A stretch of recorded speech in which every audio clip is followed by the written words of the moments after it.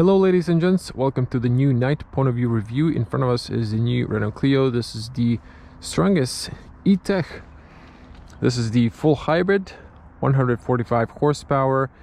It's a 1.6 liter turbocharged 4-cylinder petrol engine combined with the electric motor, and it gives you 145 horsepower of system power. If I turn on the headlights, you can see they look quite nice. We're going to check the performance outside the city.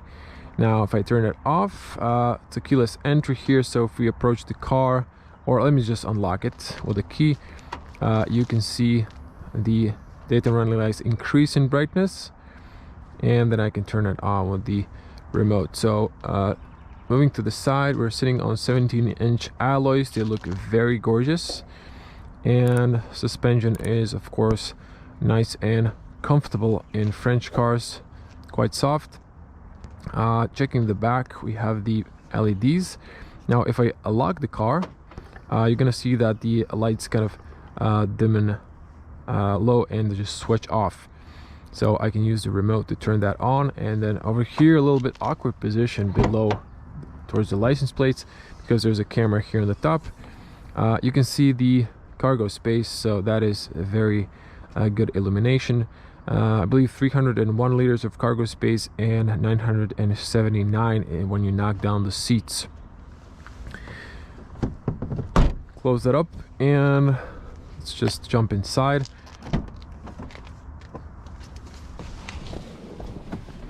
Let's get comfortable. Have here a place to leave your key fob. Seatbelt on, safety first. And you're greeted with this Renault sound. Now I have a cable here for the Apple CarPlay, and unfortunately the USBs are not illuminated. It's a familiar dash, so I'm just gonna turn on the car. Now let's hear some music test. Actually, it's domestic music. Let's see if I can find something.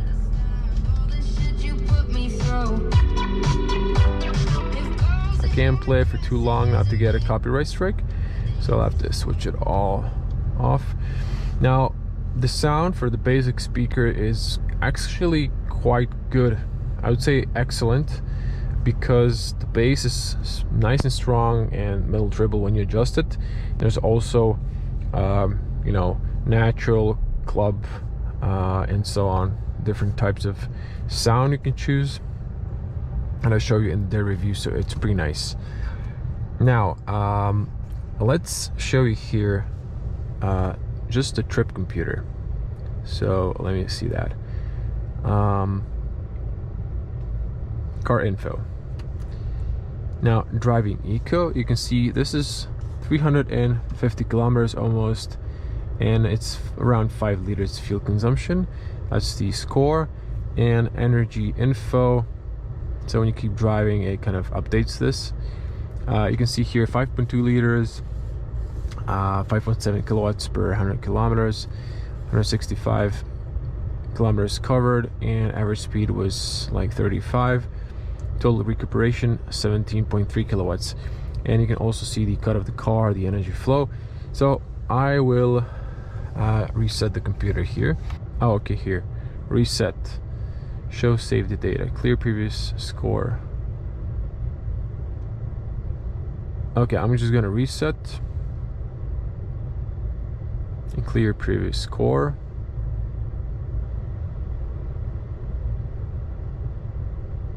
Okay, I'm just gonna say yes to everything. It's all blank.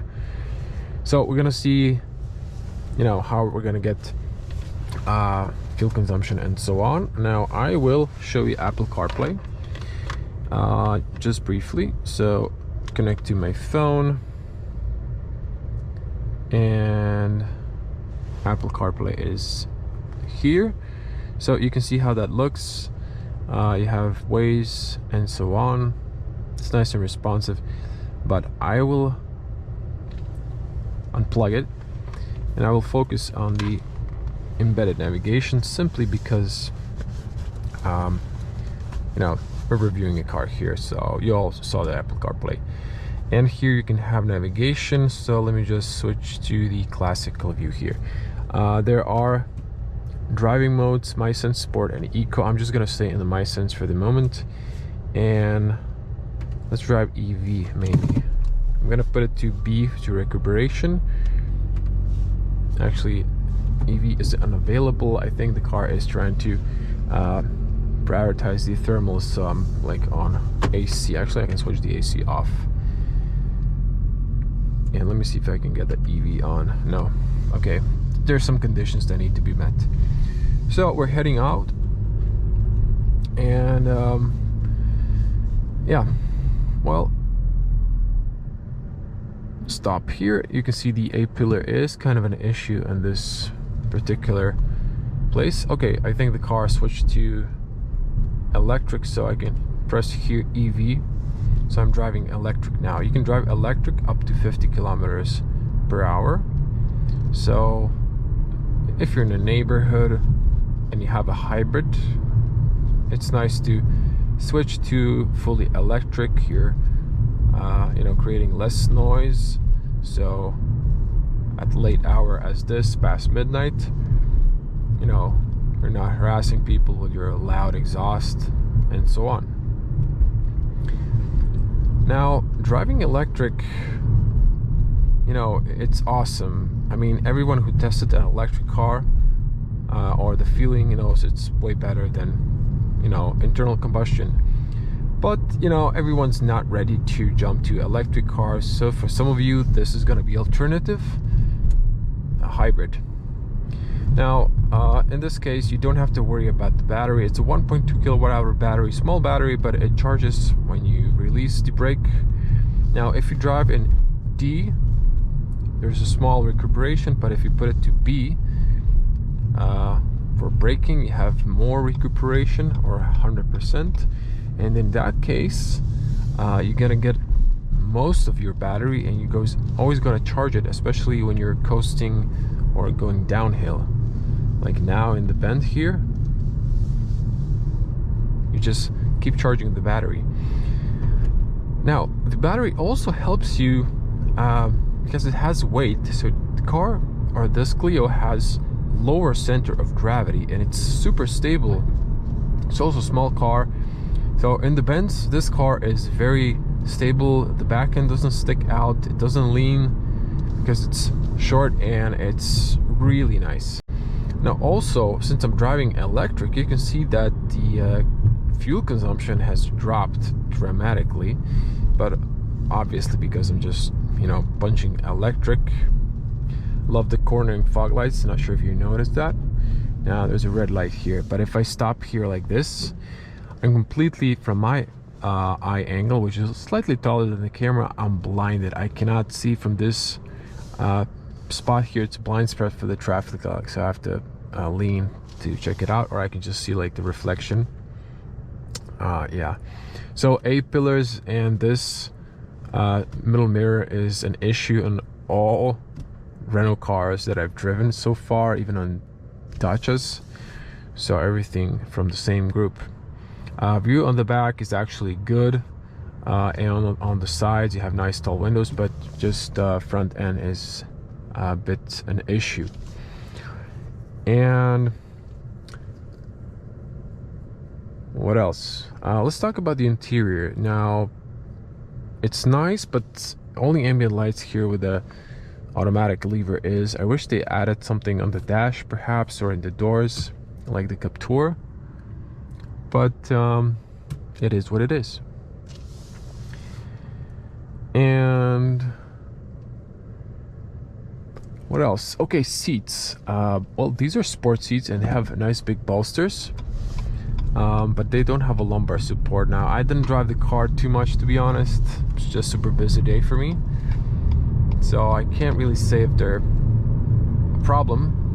Usually for me it is a problem if there's no lumbar support, but I think so far the seats are comfortable.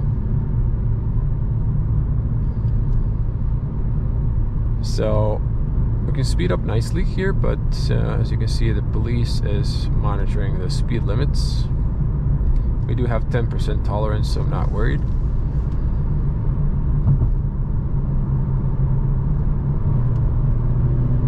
So the car, as you can see, speeds up nicely, and we're just in the normal driving mode. Now, you can change driving modes, and then the steering is, I've placed it to, I've set it up to the easiest or the most comfortable setting, and it's not too precise, but in the two other settings it's actually very precise.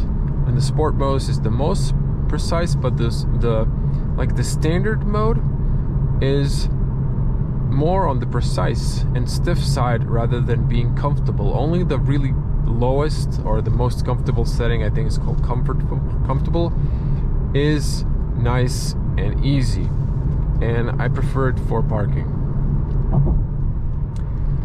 Now, brakes are not too aggressive from the start, but honestly, with this car, I keep driving in the B mode, so I recuperate and I anticipate when I want to brake, or I just let go of the gas, I charge the battery and I slow down.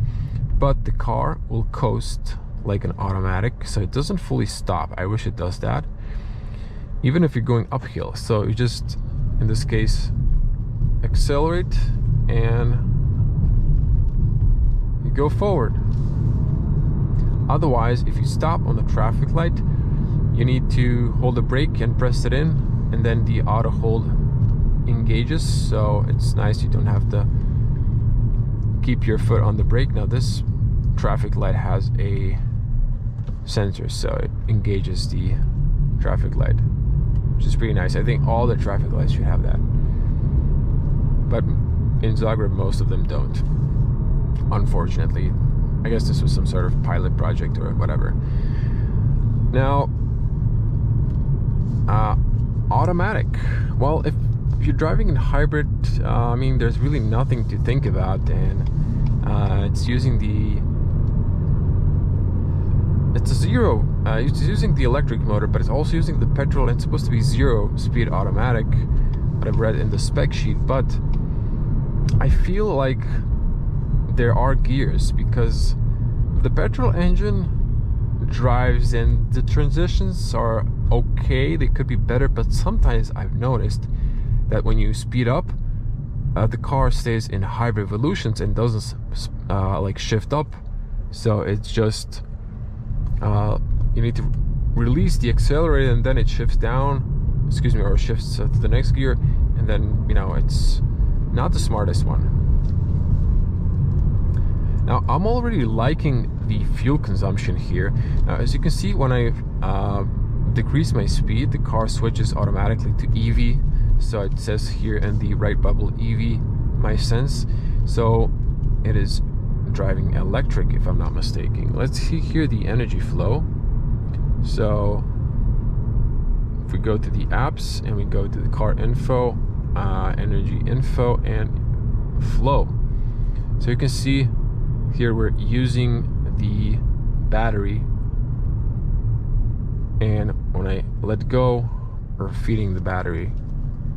So that's nice. You're gonna see when I speed up, petrol engages, pressing the brake, and then the auto hold engages.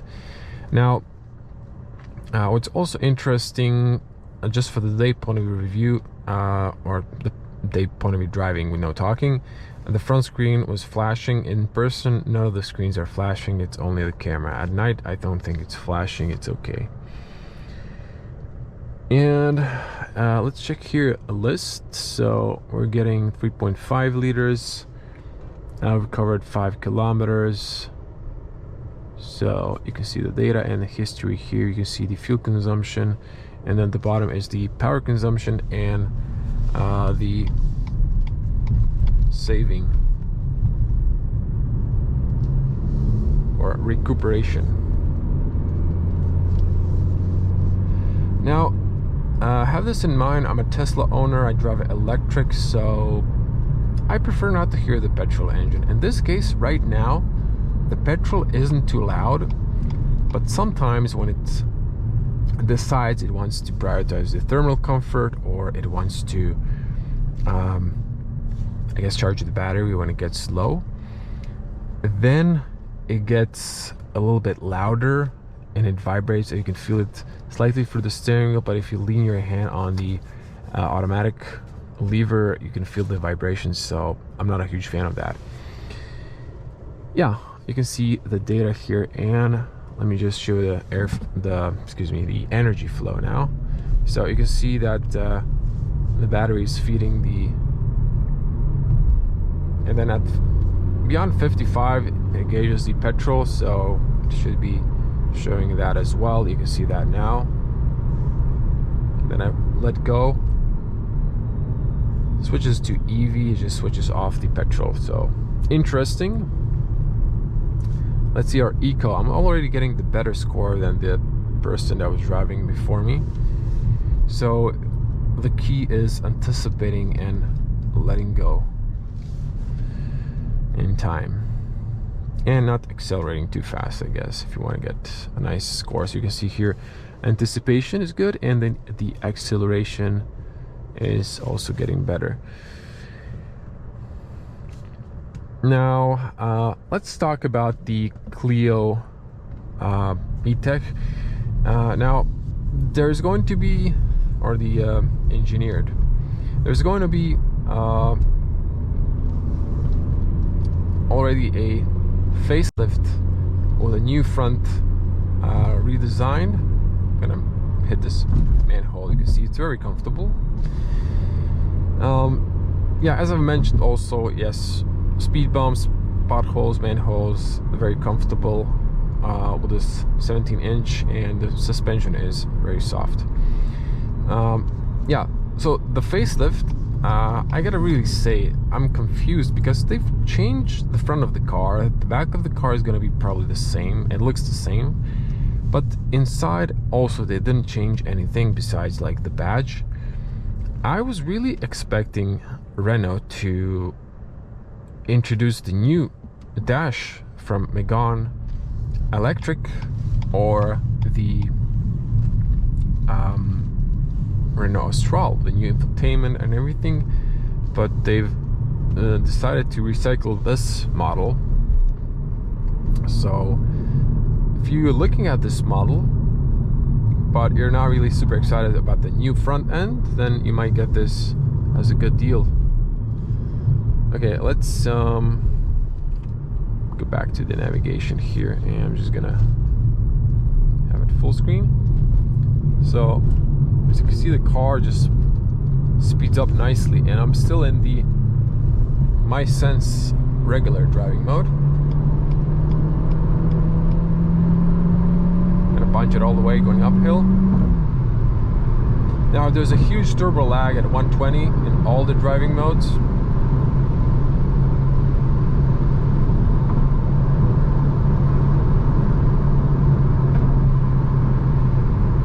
We are on summer tires, and I gotta say, you know, it's actually quite good soundproof. This is 100.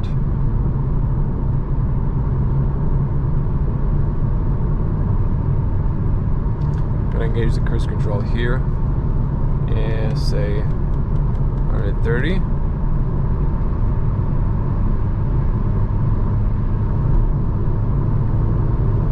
There's a smooth patch and the rough patch of asphalt. So there is slight wind noise coming from these side mirrors. It's actually quite decent.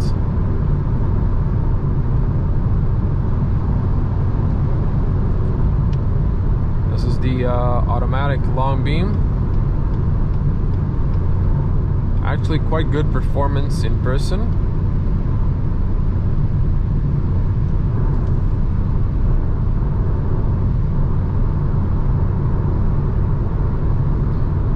Now let me switch to sport mode. I'm gonna disengage the cruise.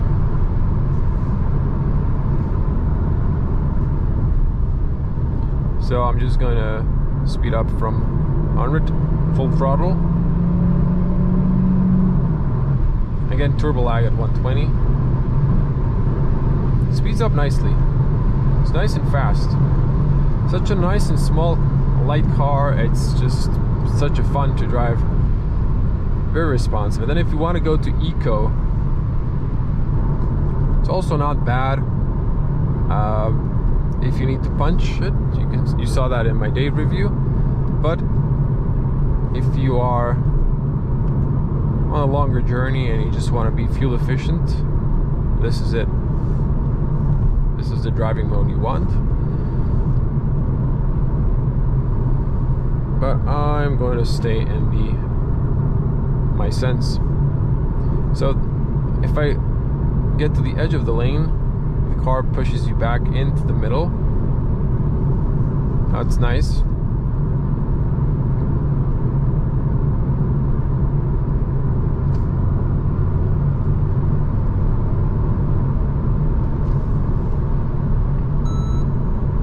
Yeah, my hands are on the wheel. I have to give it a little a little handshake. You have to tilt the steering. Sometimes just going straight, and then the system thinks you're not holding. So over here, you can switch to minimal display or the standby.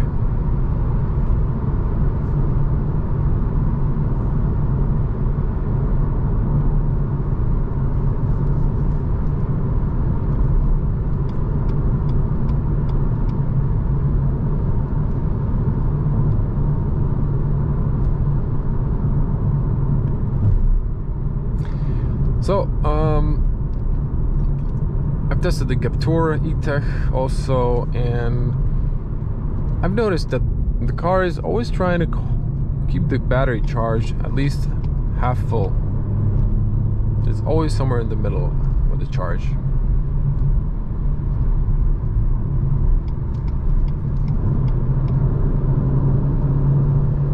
But man, it just pulls super nicely. It's such a small car with 145 horsepower. This thing is a rocket, especially if you're in a sport mode.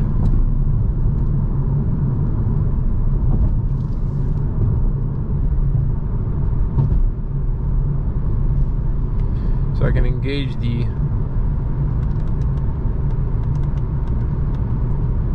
speed limiter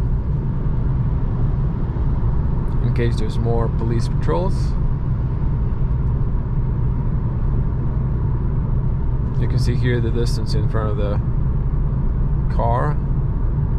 It's supposed to be 2 seconds here, but I think that's like way too far.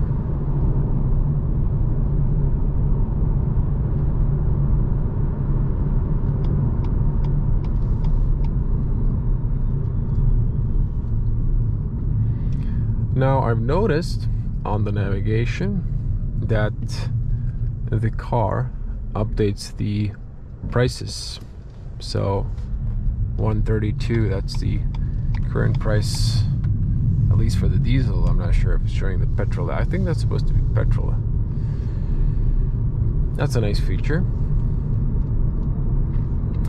Now I was looking for the 0 to 100 time, but I didn't find it. So we'll see here. It's late, so there shouldn't be any traffic. And then if it's safe, we're gonna do a little lunch.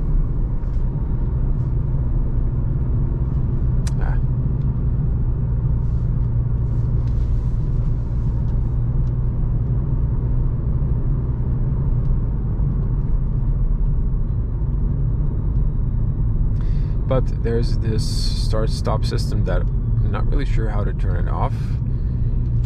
So I think that might ruin this, but let's see here. There's no one behind us, so it's safe. See, now the petrol is quite loud, but switched off because I pressed the brake.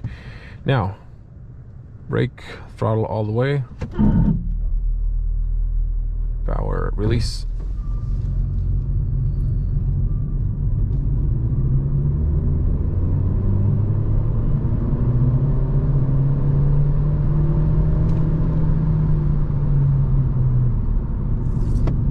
brakes are good.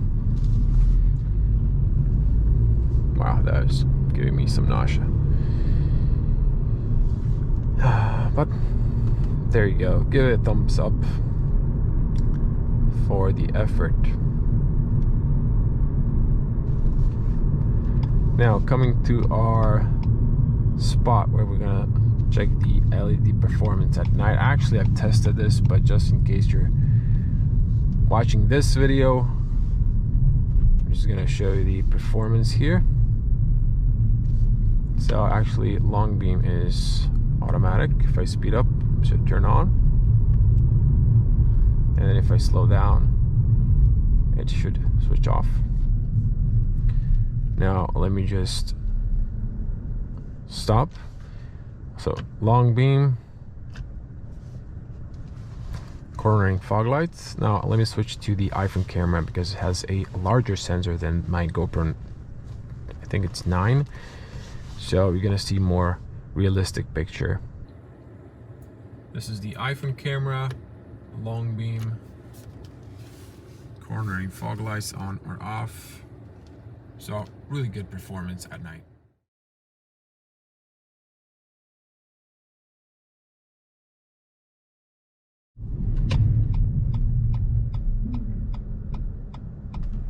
Now, when you need to press the brake to engage the auto hold, I just don't like the sound of the brakes. It's just like squeaky. Okay, let's type in destination. So it gives you suggestions, and yes, tells me if it's like working. There's like Google reviews and so on. So it gives me route. There's no alternate routes. I say go.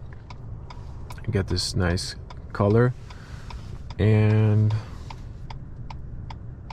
let me show you as well here. You can also see the route. So it's the same.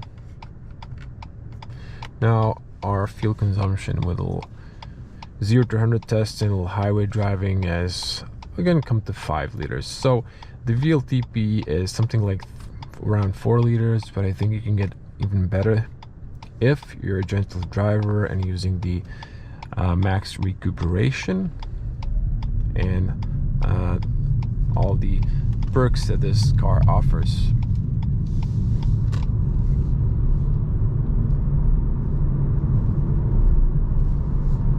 I've been continuing to drive. I've passed 56 kilometers, and as you can see, fuel consumption has stabilized around 4.2, which is the VLTP.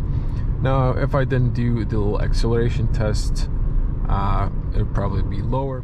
And cutting this in, as you can see, I've did another 23 kilometers, and fuel consumption was around 3.5 liters.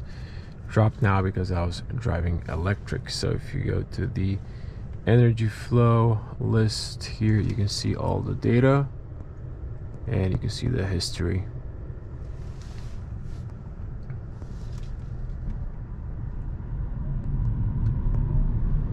Now after driving for almost an hour in the car, I can say that the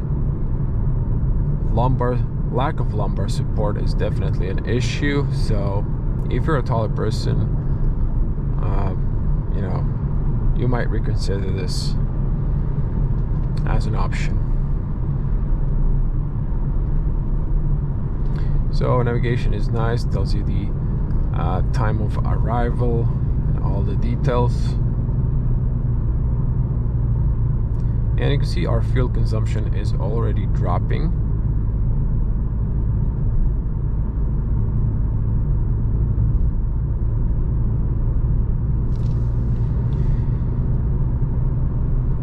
Now, it's time to sum up the review. Well, this car is an excellent small city hatchback. It's very agile, it's very fast, very fun, and very pricey. With the inflation, car prices are very high, so this car came up to 30,000 euros, almost like 1,000 less, but still it's very pricey. But if you want the strongest Clio version and the most fun Clio, this is it. So if you're one of those people who want a small car, want it to be fast, want it to be also fuel efficient, maybe environment friendly-ish, you know, if you drive mostly in the city and you use the battery and charge it with recuperation, you know, could be clean-ish. So yeah, you know, not bad, not too shabby, I would say. Probably the best Clio I've driven. I've driven the LPG and it was okay, very also fuel efficient, but this is neat, this is fun, this is more modern, up to date. People like hybrids, especially when they're not ready to switch to electric or fully electric yet. This is definitely better than the plug-in hybrids, because you don't have to worry about the battery and where you're going to charge, you know, range anxiety and so on. So yeah, this is really a fun car. It's super fast, and you can hear the pedestrian warning system. So it's quite an amazing little car, for sure.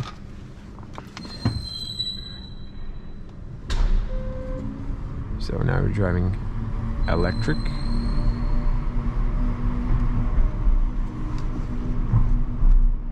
Forgot if the rear window goes fully down. It does not, but it's okay.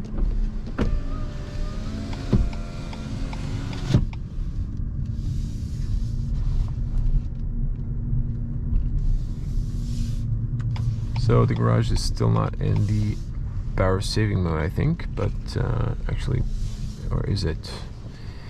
Okay, and let me just show you the reverse cameras, quite good. There's a little film grain at night, not the sharpest resolution, but it serves its purpose. You can also see here the wheel. Yeah, it's a little bit blurry, but you know, it's good for parking, so that's nice. Yeah, yeah, I'm gonna wrap it here, guys. So let me just see our score here. So car info, not energy list. So we've traveled 12 kilometers, I guess. 4.7 liters. It's kind of starting to drop, so you can see here average electric 6.2 kilowatts. We've recuperated almost 1.3 and 4.7. So you can see the fuel, you know, power and recuperation. And our driving, well, it kind of dropped there because actually you can see here acceleration kind of decreased, but anticipation was good. Don't forget your valuables in the car, as always. I hope you like this. And if you did like the video, like it, share it, subscribe to the channel if you like the content, to see more car reviews. I do a lot of car reviews, all on the same A to B, so you can compare the cars. It's only different seasons. Once again, beautiful Clio. If you lock it, you saw the lights, how they go off or on, and then if you unlock it, kind of increase in brightness. Yeah, E-Tech. I think this is an excellent option. Really pleased with the car. Thank you for watching, everyone. Hope to see you in the next video. Stay safe. Bye.